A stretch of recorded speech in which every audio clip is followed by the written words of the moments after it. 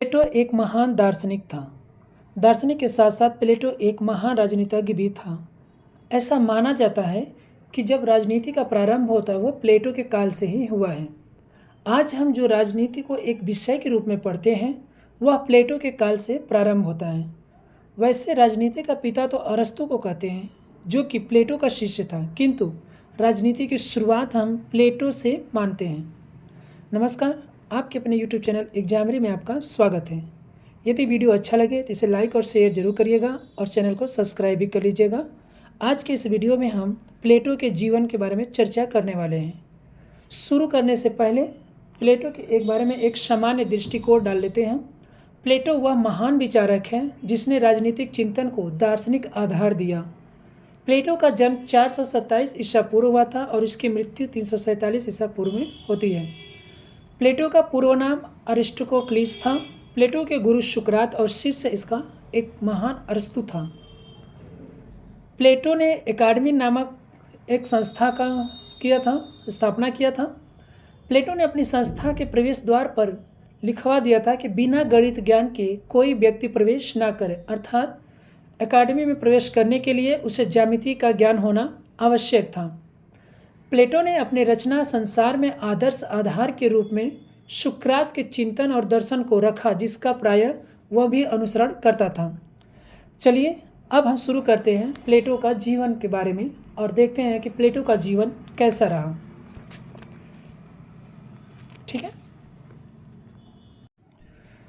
दर्शन राजनीति के पिता कहे जाने वाले प्लेटो का जन्म एथेंस के एक प्रसिद्ध परिवार में हुआ था। उसके पिता एथेंस के अंतिम राजा कॉर्डस के वंशज थे, जबकि उसकी माता सोलन की वंशज थी। प्लेटो एक हट्टा कट्टा तंदुरुस्त शरीर का व्यक्ति था, अतः उसके गुरु ने उसका नाम प्लाटून रख दिया। प्लेटो का नाम जो प्रचलित प्लेटो है वह प्लाटून से ही बना है। प्लेटो को अफलातून भी कहा जाता है जो अरबी नाम है। प्लेटो की बाल्यावस्था से ही प्रतिभा के लक्षण दिखाई पड़ते थे। इसमें जोश और उमंग भरपूर थी। प्लेटो साहित्य और कविता से लगाव रखता था।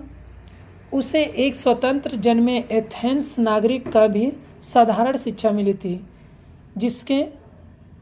जिसमें संगीत और व्यायाम संबंधी 2 प्रकार के प्रशिक्षण सम्मिलित थे। वह अपनी 20 वर्ष की अवस्था में अपने गुरु सुकरात के संपर्क में आया था। सुकरात के संपर्क के फलस्वरूप प्लेटो की रूढ़िवादिता और वंश परंपरागत धर्मनिष्ठा को सामाजिकता का पुट मिला। प्लेटो ने लगभग 8 वर्षों तक अपने गुरु सुकरात से शिक्षा दीक्षा ग्रहण की।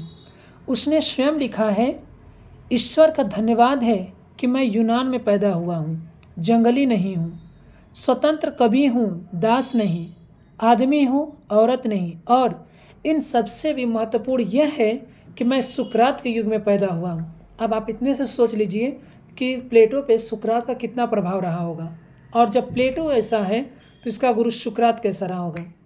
सुकरात के मृत्युदंड के उपरांत उसके शिष्यों का एथेंस में रहना निरापद नहीं था। प्लेटो एथेंस से बाहर इधर उधर भटकता रहा। कहा जाता है कि उसने अफ्रीकी की यात्रा की तथा केरवा और मिस्र में दर्शन और गणित का भी अध्ययन किया था। ऐसा माना जाता है कि इस दौरान प्लेटो भारत भी आया था। 387 ईस्वी में उसने सिसिली और इटली की यात्रा की। एथेंस में प्लेटो ने एक शिक्षालय की स्थापना की 386 ईसा पूर्व में। इस शिक्षालय को प्लेटो की अकादमी कहा जाता है। वहाँ वह अपने शिष्यों को शिक्षा दिया करता था। उसने अपने जीवन के शेष 40 वर्ष वहीं पर व्यतीत किए। इसमें गणित और ज्यामिति की सर्वाधिक महत्व दिया जाता था उसके एकेडमी में ना।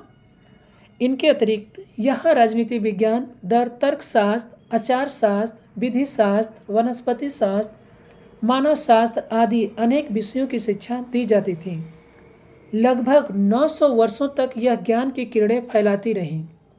ऐसे संकेत मिलते हैं कि अपने अंतिम काल में उसने 2 बार पुनः सिसिली की यात्रा की थी।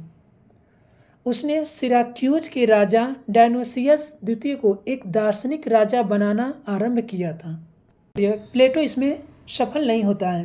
प्लेटो 366 ईसा पूर्व में एथेंस वापस आ गया। वह अपनी अकादमी में पढ़ता और पढ़ाता रहा। लेकिन 347 ईसा पूर्व में इस महान राजनीतिज्ञ और गणितज्ञ की और एक दार्शनिक की मृत्यु हो जाती है। आइए प्लेटो की कुछ रचनाओं पर प्रकाश डालते हैं। प्लेटो एक महान लेखक था। संवाद शैली में लिखे जाने के कारण इन अधिक महत्व रिपब्लिक, स्टेट्समैन और लाज को दिया जाता है। इन तीनों में भी सबसे अधिक प्रसिद्ध इसकी रिपब्लिक पुस्तक है। दार्शनिक प्लेटो के व्यक्तित्व का निखार इसी पुस्तक में होता है। प्लेटो दर्शन में इतना विश्वास रखता था कि यह एक राजा को भी दार्शनिक बनाना चाहता था। प्लेटो ने न्याय पर भी जोर दिया था।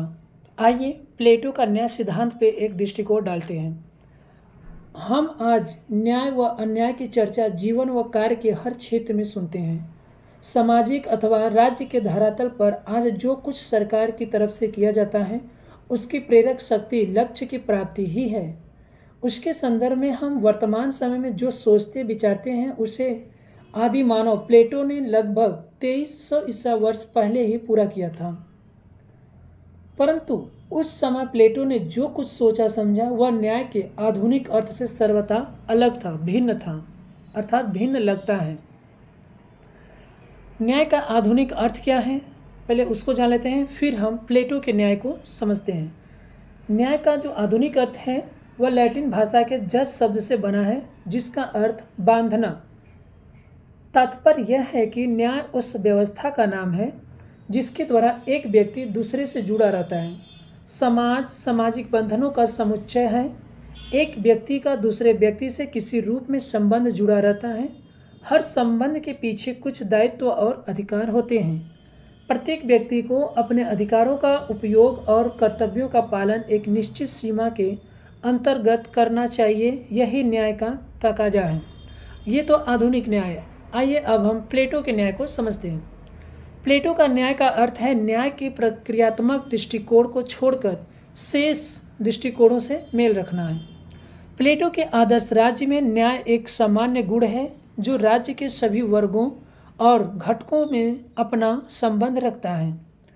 विवेक शासक वर्ग का, साहस सैनिक वर्ग का और तथा संयम उत्पादक वर्ग का विशिष्ट गुण है। परंतु इन सभी वर्गों का एक सामान्य गुण है जिसके द्वारा शासक, सैनिक और उत्पादक सभी एक सूत्र में बंधे होते हैं। सभी अपना अपना विशिष्ट कार्य करते हैं। कोई भी दूसरे कार्य में हस्तक्षेप नहीं करता है। कर्तव्य पालन की भावना को सशक्त बनाकर प्लेटो ने एकता, संगति और समरसता, विश्वास और निष्ठा के साथ हर व्यक्ति व वर्ग की आवश्यकता पूर्ति का साधन प्रतिष्ठित किया है। ये सारी बातें न्याय से ही संभव होती हैं। न्याय प्लेटो के दर्शन में सामान्य गुण तो है ही, वह एक तात्विक स्वरूप भी धारण करता है। न्याय प्लेटो के दर्शन में सामान्य गुण तो है ही, वह एक तात्विक स्वरूप भी धारण करता है। ये हमने अभी चर्चा किया। यह वह विशेष गुण है जो संपूर्ण समाज के कल्याण के लिए आवश्यक है। जीवन, अस्तित्व, विकास और राजनीतिक सामाजिक कार्यप्रणाली के ढंग उस तत्व से परिचालित होते हैं जो सभी को सबका हित साधन होता है। तात्विक न्याय का यही रूप है जिसे प्लेटो ने अपनी विचारधारा का केंद्र बिंदु बनाया है। प्लेटो के राज्य में न्याय एक सक्रिय प्रक्रिया भी है। शिक्षा, साम्यवाद और शासन की योजना में न्याय को स्वयं सक्रिय बनाया गया है। ऐसा लगता है कि न्याय अनवरत रूप से कार्य करने वाली एक स्वयं क्रियात्मा और जो उन कार्यों और प्रथाओं को रोकती है या उनमें सुधार लाती है जो अन्याय की भावना पैदा करती है। न्याय के साथ साथ प्लेटो ने शिक्षा पे भी जोर दिया था। प्लेटो के शिक्षा सिद्धांत के बारे में देखते हैं। एक दृष्टिकोण में प्लेटो की मान्यता थी कि राज्य वृक्षों या चट्टानों से निर्मित नहीं होता, बल्कि उन व्यक्तियों के चरित्र से निर्मित होता है जो उसमें रहते हैं। एक श्रेष्ठ राज्य का निर्माण श्रेष्ठ व्यक्तियों से ही हो सकता है। इसके लिए एक आदर्श शिक्षा प्रणाली की आवश्यकता है। इस प्रकार हम देखते हैं कि प्लेटो ने अपने आदर्श राज्य के निर्माण में शिक्षा को सर्वाधिक महत्व प्रदान किया है। रूसो ने कहा है कि प्लेटो की पुस्तक रिपब्लिक राजनीति विषय की रचना नहीं बल्कि शिक्षा पर अब तक जितना भी लिखा गया है उसमें सबसे सुंदर प्रबंध है। ये रूसो स्वयं कहता है। प्लेटो के इस शिक्षा पे कहे गए वाक्यों में भी फिर भी प्लेटो के शिक्षा के जो सिद्धांत है उसमें कुछ आलोचनाएं की जाती हैं। इसको हम दूसरे वीडियो में फिर कभी आपको बता देंगे। आइए अब हम प्लेटो के साम्यवाद पर दृष्टिकोण डालते हैं। प्लेटो के अनुसार आदर्श राज्य के शासकों और सैनिकों को न तो अपना घर होना चाहिए और न निजी संपत्ति। अपने इस मंतव्य के संबंध में प्लेटो ने जिस विस्तृत योजना का निर्माण किया है उसे ही प्लेटो का साम्यवाद अथवा प्लेटो का साम्यवादी सिद्धांत कहा जाता है। प्लेटो का कहना है कि संरक्षक वर्ग के सदस्य विवाह करने और निजी परिवार बसाने के अधिकार से वंचित रहेंगे। पतियों, पत्नियों और बच्चों सभी पर पूरे वर्ग का ही अधिकार रहेगा, सभी का उसमें साझा रहेगा। प्लेटो का एक पत्नी साझा पे ही बहुत एक महत्वपूर्ण विचार प्रकट किया है। इसका वीडियो हम एक अलग से वीडियो बना देंगे। अगर वो वीडियो आप देखना चाहते हैं तो चैनल को सब्सक्राइब कर लिए ताकि हम वीडियो को डालें तो वह वीडियो आपको मिल जाए। अच्छी से अच्छी संतान उत्पन्न करने के लिए अनुरूप स्त्री पुरुष के संयोग का आयोजन किया जाएगा।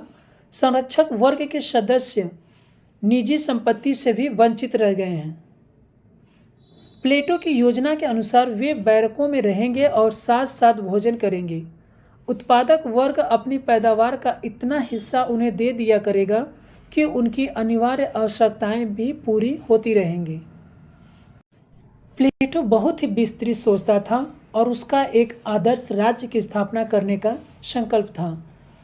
उसने पत्नियों का तो साझा किया था, साथ में साथ वो संपत्ति का भी साझा करता था। उसके ये विचार थे कि संपत्ति का भी साझा होना चाहिए। संपत्ति का साझा और संपत्ति का साम्यवाद दोनों एक ही अर्थ के बोधक हैं। संरक्षक वर्ग के सदस्य निजी संपत्ति नहीं रखें और आवश्यकता की अनिवार्य सामग्री का सामूहिक उपभोग किया जाए, ऐसी प्लेटो की इच्छा थी। प्लेटोवाद में संपत्ति का साम्यवाद यही है। प्लेटो के जीवन की चर्चा करते करते हमने एक शब्द का बार बार जिक्र किया कि प्लेटो एक आदर्श राज्य की कल्पना करता था। तो अंत में हम इसके आदर्श राज्य पे एक दृष्टिकोण डाल लेते हैं। संक्षेप में इसको हम देख लेते हैं। प्लेटो ने अपने आदर्श राज्य का चित्रण अपनी पुस्तक रिपब्लिक में किया है। उसका विश्वास था कि नागरिक व्यक्तित्व का सर्वोत्तम विकास एक आदर्श राज्य में ही संभव है। अपनी आदर्श व्यवस्था के निर्माण में दार्शनिक शिल्पी का ध्यान इस बात पर किंचित मात्र भी नहीं रहा है कि उसके विचार व्यवहारिक रूप से ले सकेगा या नहीं। उसका आदर्श राज्य सर्वकालिक और सभी राज्यों के लिए है। वह एक ऐसे उद्देश्य और नमूने के रूप में है जिसका अनुगमन हर परिस्थिति में किया जाना चाहिए। संदेह इसको व्यवहारिक सिद्ध कर सकते हैं। प्लेटो का आदर्श राज्य नित्य, शाश्वत और अपरिवर्तनशील है। वह अपने आप में पूर्ण है। आदर्श राज्य का महत्व उसके आदर्श होने के कारण ही होता है। आदर्श राज्य का निर्माण कैसे होता है?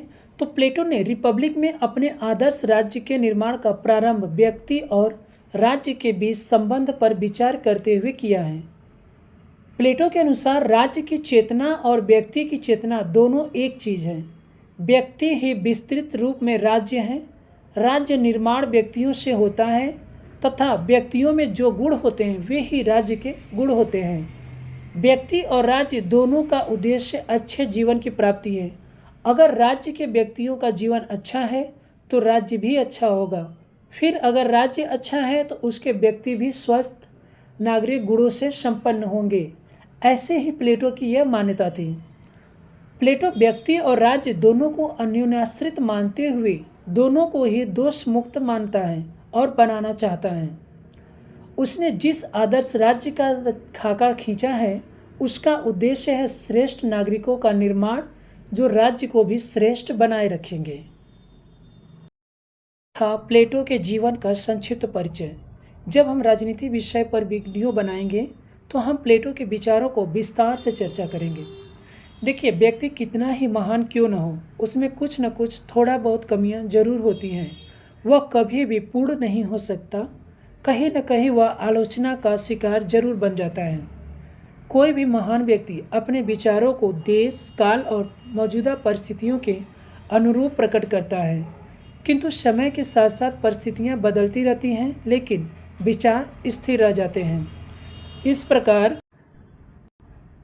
प्लेटो ने जो विचार दिए उनमें से कुछ विचार जैसे पत्नियों की साझेदारी, संपत्ति की साझेदारी इनके आलोचना का कारण बनते हैं और यह आलोचना प्लेटो का प्रिय शिष्य अरस्तु ही करता है।